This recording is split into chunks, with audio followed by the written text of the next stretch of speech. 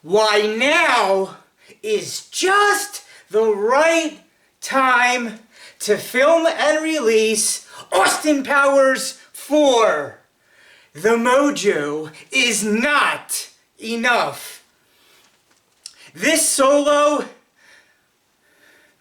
video podcast is 21 years in the making. If Star Wars Episode 7, The Force Awakens, Bill and Ted 3, Face the Music, Coming to America 2, and many other different anticipated movies that were in development in the 21st century can get their own release, surely it is long overdue for a Wayne's World 3 and an Austin Powers 4 to come out in the decade of the 2020s. I have been patiently waiting for Mike Myers and director Jay Roach to come out with an Austin Powers 4 since the conclusion of Goldmember in 2002.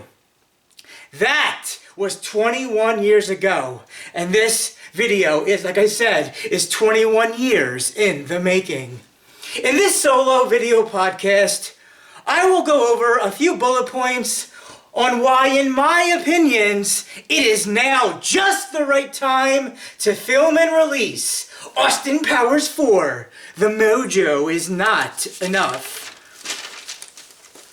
Before I get too far into this, I want to mention that in early June of 2022, I wrote and recorded a fan screenplay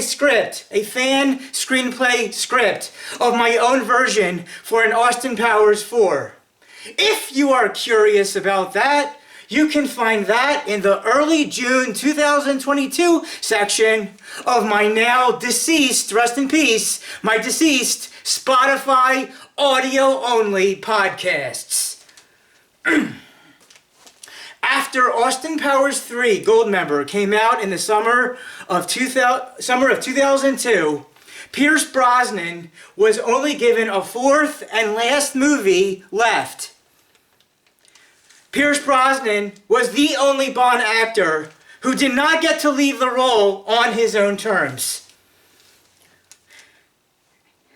And then we saw Daniel Craig portray Bond in 3 different decades. While many people liked Casino Royale 2006, a lot of Craig's other Bond movies were lower and in a more downward spiral for some fans. Craig's tenure was quite depressing, dreary, and put people in bad moods. The world was too serious between 2002 and 2024 and changed a lot, mostly for the worst in humanity.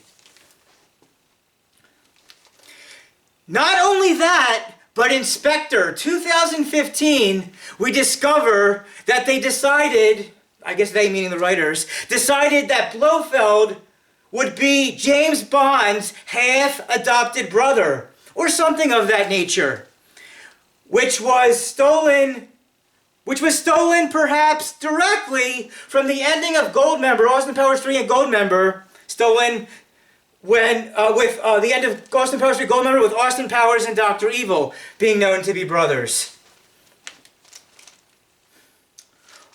Austin, I am your father. I guess brothers, but the guys really meant. The state of the world in 2002 and how it is now in 2024/2025 are very different from each other, and not in a happy, calm, relaxing type way. If anything, the world's gotten a lot worse and a lot not good for people and all the world in the 20-some years that have passed now in the time frame that is now the 21st century. I will now highlight 2 examples on why we shouldn't lose hope in an Austin Powers 4 movie eventually happening. First, a few times in the decade of the 2010s, Mike Myers came back to portray Dr. Evil on Saturday Night Live in short, hilarious skits. He spoke about a 2014 the North Korean interview movie situation. Also, not being able to skip YouTube advertisements. How so? That is very, very true now. Even more so. Even more in addition after the 2010s. About the YouTube not being able to skip advertisements. And what I think was possibly an anti-Trump mention in one of his SNL Dr. Evil skits. The second example is an early 2020s Super Bowl advertisement. Not only does Mike Myers come back as Dr. Evil, but a few other Austin Powers cast members do a skit with him as well, which I believe came from being on the advertisement being about promoting the little company known as General Motors. Yes, General Motors. In this life, nothing, and I mean nothing at all, is guaranteed for any of us. In a perfect world, we wouldn't have 9/11, 2001, or that pandemic nonsense from February, March 2020, or hate, or jealousy, or any other negative influence. The Love Guru from 2008, Love Guru 2008, probably wouldn't exist either in that type of more of a better type world. One thing that would definitely have to be addressed in Austin Powers 4, is that in real life, the actor that played Mini-Me is sadly no longer with us. He unfortunately self-deleted himself. In Austin Powers 4, in my Austin Powers 4 screenplay script, Mini-Me would continue to shag Britney Spears. She would then leave, and then Scott would, because Scott became the villain at the end of Goldmember, then Scott would kidnap him and keep him hostage and possibly kill Mini-Me. This would leave Dr. Evil in wanting to get revenge on Scott and confronting Scott. Part of the story would take place in the 1980s, specifically in the year 1988.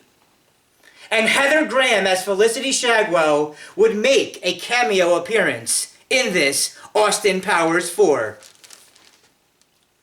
The main new Austin girl would be someone that was born in either the late 1990s or the early 2000s. Women of that age group now look really, really, really, really incredible and quite eye-gaging. Very, very hot stuff right there. Choose your adjective of the women born in that time frame. Careless Whisper, The Final Countdown, Bizarre Love Triangle, Pump Up the Jam, and Push It songs. All those songs would be incorporated in the movie's story. Pump Up the Jam didn't come out till Pump Up the Jam did not come out until 1989. But hey, nothing's perfect.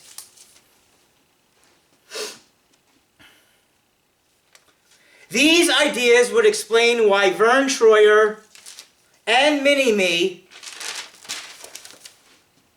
are not inside of or present in Austin Powers 4. I'm going to say my title for it once again. Would not be in Austin Powers 4, The Mojo is Not Enough. Austin Powers 2, The Spy Who Shagged Me, was a take on The Spy Who Loved Me in 1977, Roger Moore's third Bond movie. Austin Powers and Goldmember is a take on Goldfinger, the third Sean Connery movie.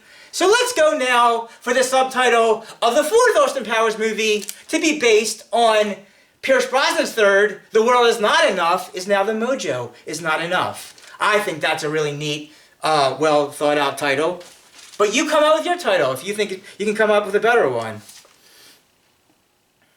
Austin Powers 4, The Mojo Is Not Enough. There would be references to Ronald Reagan's no-fault divorce, The Goonies from 1985, and the 8-bit Nintendo Entertainment System console. The third act of Austin Powers 4 would include a John Wick style fighting confrontation. That's right, a John Wick fighting type style confrontation. Maybe I'm just gullible and naive.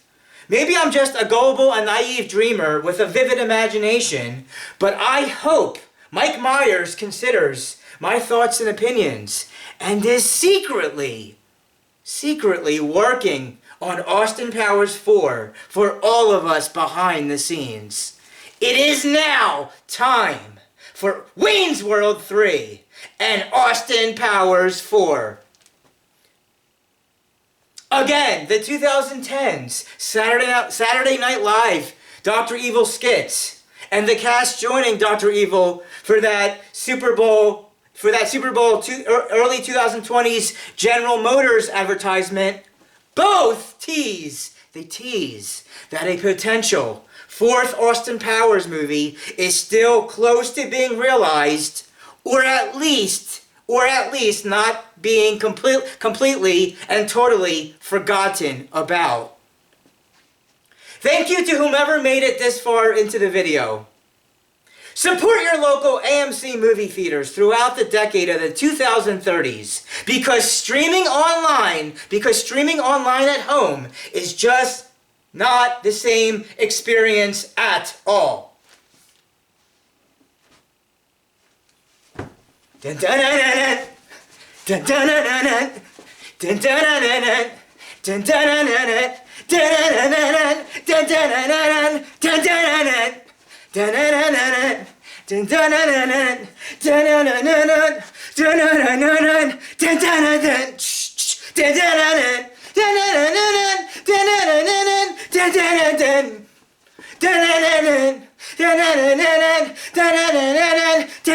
dun Everybody dance and have a good time. One more time. Everybody dance and have a good time. This is Millennial Man Motions Entertainment, LLC. Signing out.